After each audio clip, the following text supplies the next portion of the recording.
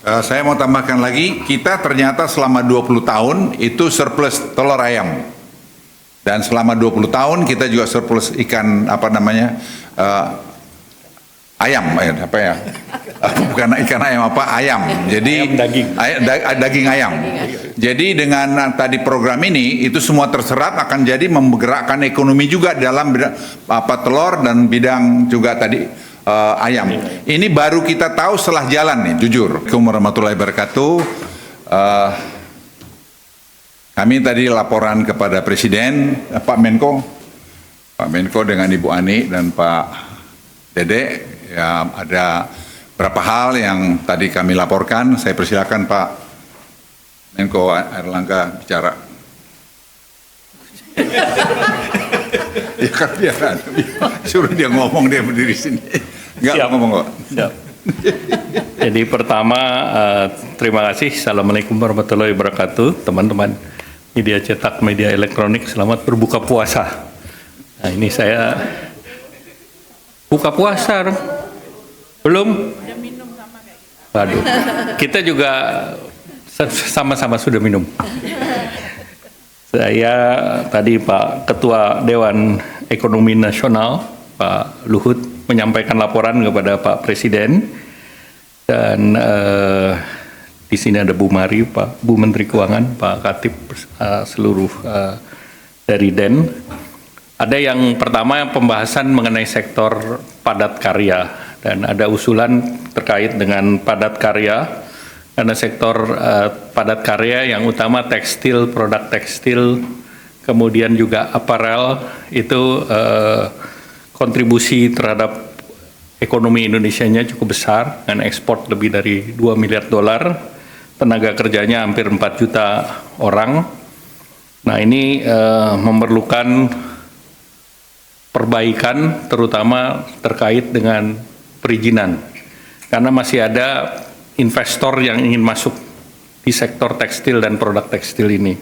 Dan Indonesia sebetulnya sudah naik kelas ke produk-produk yang nilainya lebih tinggi atau high value added.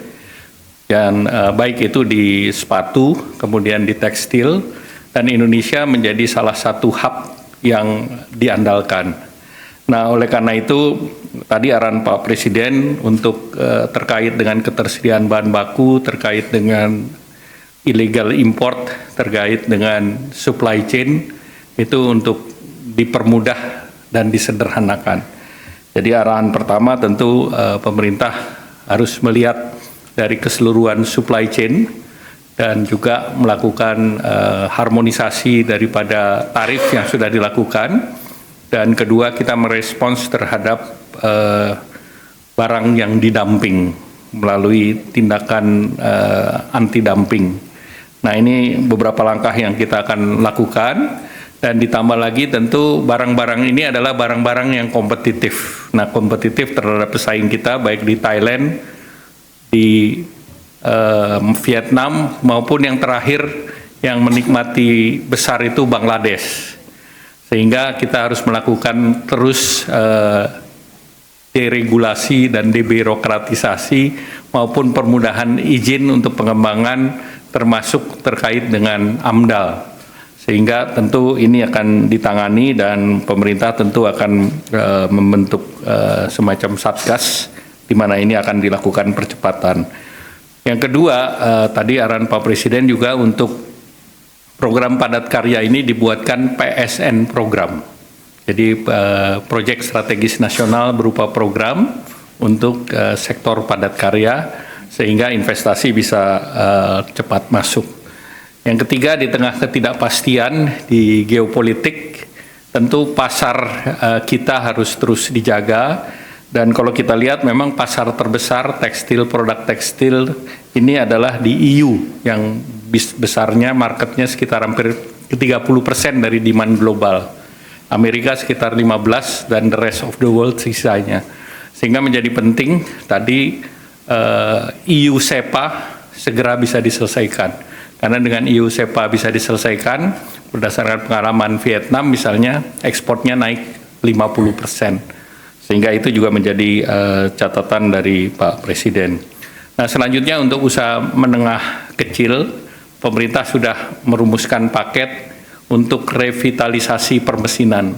Nah, revitalisasi permesinan ini regulasinya dalam waktu dekat akan keluar, di mana pemerintah sudah menyediakan 20 triliun untuk subsidi investasi.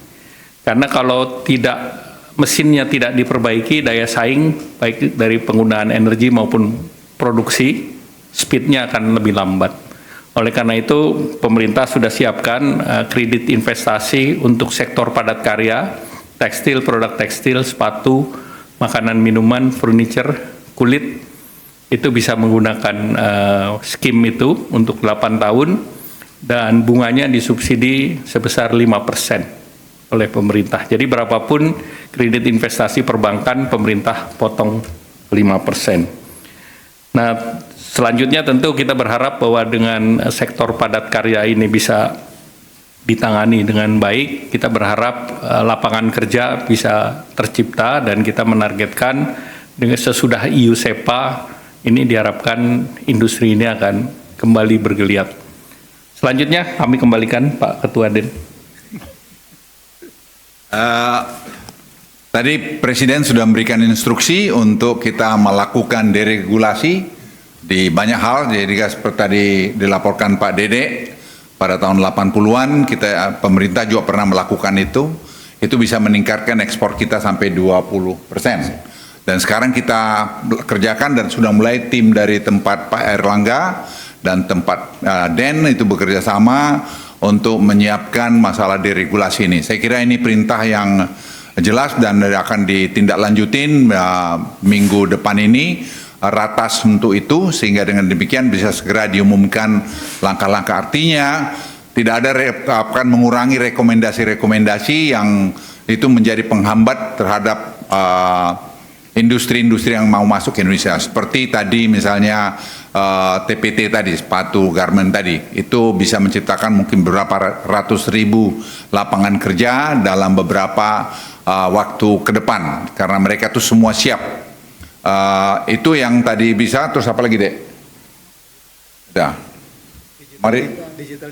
Digitalisasi tadi juga kita laporkan, Presiden 17 Agustus ingin meresmikan atau launching nanti program government teknologi ini yang akan nanti menyatukan semua apps yang ada di kementerian lembaga, sehingga dengan demikian akan terjadi dari masalah efisiensi dan juga pengurangan korupsi. Dan ini saya pikir Presiden tadi memerintahkan juga untuk segera dikerjakan untuk semua penduduk kita, keluarga itu dapat punya bank account, karena memang Januari kita akan mulai ngetes mengenai GovTech ini dengan bantuan sosial langsung, sehingga targeted bisa dicapai. Dan ini saya kira kita sudah menghitung bisa berapa besar yang kita hemat, mungkin bisa hemat sampai 100 triliun, dan seterusnya nanti secara bertahap itu akan bisa dicapai. Angka-angkanya nanti saya kira bisa diberitahu kemudian. Tapi studi dan pekerjaan ini mengintegrasikan ini semua sudah dilakukan. Presiden tadi malah memberikan sebelum selesai akan menemui anak-anak muda Indonesia yang berjumlah 300 orang yang menyiapkan tadi government teknologi ini, dan juga ada 185 guru-guru gasing yang dari seluruh Indonesia untuk bertemu dengan Presiden, lagi diatur oleh Sekap. Waktunya kita mungkin melihat Sabtu atau Minggu atau Senin untuk Presiden memberikan arahan pada mereka atau apresiasi terhadap guru-guru ini. Saya kira itu apa yang saya lupa lagi, Mar? MBG tadi juga dilaporkan oleh Profesor Arif, karena Arif ahli kemiskinan. Kita semua terperangah juga melihat bahwa dampak MBG ini memang luar biasa kepada pertumbuhan ekonomi, lapangan kerja, terus ekosistem yang terbangun dari ekonomi dan seterusnya. Dan ini penurunan kemiskinan. Kamu ngomong lagi lengkap lah. Arif, lu yang ngomong, ahli. Ini Profesor Arif adalah ahli kemiskinan Indonesia yang jarang kita dengar dari Presiden, mengagumi tadi apa yang beliau sampaikan. Silakan angka-angkanya, Arif, lu ngomong. Saya rasa kami dari DEN menyampaikan kajian tentang potensi dari dampak MBG ini terhadap penyerapan tenaga kerja, juga kemiskinan. Jadi intinya program ini sangat bagus sekali dalam konteks pro-jobs, jadi menciptakan lapangan pekerja baru itu sampai 1,9 juta. Lalu kemudian pro-pur, jadi kemiskinan itu bisa berkurang sampai menjadi 5,8% kalau ini roll out-nya benar. Ketimpangan juga akan sangat berkurang. Bapak, teman-teman bayangin aja ya, kalau 3 orang anak, satu keluarga punya 3 orang anak, itu dia dapat per bulannya bisa dapat 600.000 dari MBG. PKH aja itu sekitar 200-an ribu, BPNT aja 200 ribu. Jadi sangat tidak mungkin ini tidak besar impaknya. Semua paham itu, cuman kita melakukan kajian secara kuantitatif. Nah, tapi poinnya adalah karena ini sangat progresif, maka kita harus pastikan roll out-nya berjalan dengan baik. Gitu. Salah satu yang kita usulkan, itu adalah kita segera melakukan business process review, lalu audit rutin oleh BPKP. Itu pertama. Yang kedua, memberikan ruang untuk peran serta masyarakat agar bisa melakukan monitoring, karena sense of belonging-nya tinggi. Lalu yang terakhir, jangan sampai ada kebocoran-kebocoran terkait bahan-bahan yang kalau tidak perlu diimpor, nggak usah diimpor. Nah, ini akan membuat rantai pasoknya betul-betul terjaga, sehingga impaknya betul-betul seperti yang diharapkan. Tapi sekali lagi intinya, ini mari kita jaga bersama, karena ini flagship kita, flagship bangsa ini. Mungkin itu aja dari saya. Saya mau tambahkan lagi, kita ternyata selama 20 tahun itu surplus telur ayam. Dan selama 20 tahun kita juga surplus ikan ayam, apa ya? Bukan ikan ayam, ayam. Jadi ayam daging. Daging ayam. Jadi dengan tadi program ini itu semua terserap akan jadi menggerakkan ekonomi juga dalam telur dan bidang juga tadi ayam. Ini baru kita tahu setelah jalan nih, jujur. Jadi setelah Pak Prof. Arief itu melakukan studi dengan tim melihat ke bawah, dan kami sepakat tadi dengan Bappenas dan juga Badan Gizi untuk bersama-sama melakukan pengawasan sini. Misalnya bikin tray-nya itu tray-nya itu tidak boleh diimpor, suruh bikin lokal. Karena itu kita lihat masih ada buatan luar. Jadi semua kita harus satu padu untuk melakukan pengawasan. Presiden tadi minta ini. Jadi Presiden tadi saya pikir memberikan instruksi yang sangat jelas dan sangat baik mengenai tadi masalah deregulasi. Karena deregulasi ini akan mengurangi korupsi, akan membuat lebih efisien dan akan membangun ekosistem perekonomian kita lebih bagus. Itu saya kira dari saya. Share lagi, Dek. Cukup, Pak. Cukup. Saya kira Terima kasih. terima kasih. Wassalamualaikum warahmatullahi wabarakatuh.